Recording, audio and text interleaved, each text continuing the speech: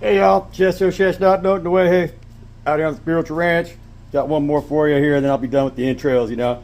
But what I'm doing right now is I'm scraping the lining off the inside of the stomach. See, this is the stomach. And so that's the inside of the stomach, you know. And so you got to scrape all that dark stuff off of there.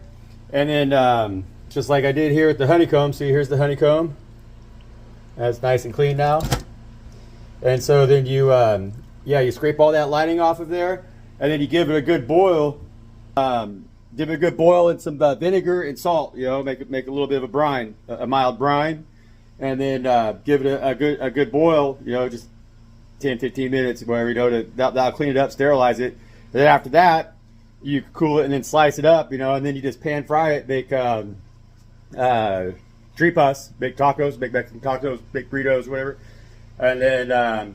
Or sometimes, or like for menudo, you slow cook it, you know, you stew it, and then with other ingredients, I'm not exactly sure what they put into menudo, but they say that eating the stomach, you know, the entrails of the animal is also good for your stomach. It's good for your biome as well, you know, because it can introduce positive, you know, enzymes and probiotics and stuff like that into your system. And then it also just has a lot of the same healing benefits for your stomach, because that's in medicine, that's kind of a practice. Like if you have bone issues, you should drink bone broth and stuff like that, you know. And so the Mexicans, they like the menudo because they say it cures a hangover. They say it'll make you feel better than anything after a hangover, you know. And I always figured gin and tonic was the best thing to cure a hangover, you know. But that's why I don't drink, you know.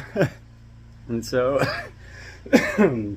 but yeah, you know. So it's kind of sneaky. It's a little bit messy. But like you see it in that other short I posted, you know, I mean, that's another 25, 30 pounds of meat that I got out of the internals in the head of that animal, you know, that a lot of people would otherwise throw away. And we all know what the cost of good food is nowadays, especially if it's organically grown, grass-fed. I mean, come on now, you know, makes total sense. Yeah, I've watched a lot of this stuff get thrown away. I started to, when I raised pigs, you know, like I started raising dogs just so I had something to feed it to, you know, and that worked out really well as well, you know, because I had really good dogs. But they got taken for being spiritual warfare, you know. Hellhounds next door took them down and ate them, you know. That shit was horrible, but that's a different story for a different time, right? And so, yeah, be resourceful, you know. God gives you something, you know. Be humble in what you receive. Make your offerings, you know, and do your work, do good work, you know. Have a relationship with what sustains you. Know what gives you life, because a lot of people are losing track of that. You know, so God bless you all. 255, you know, peace out.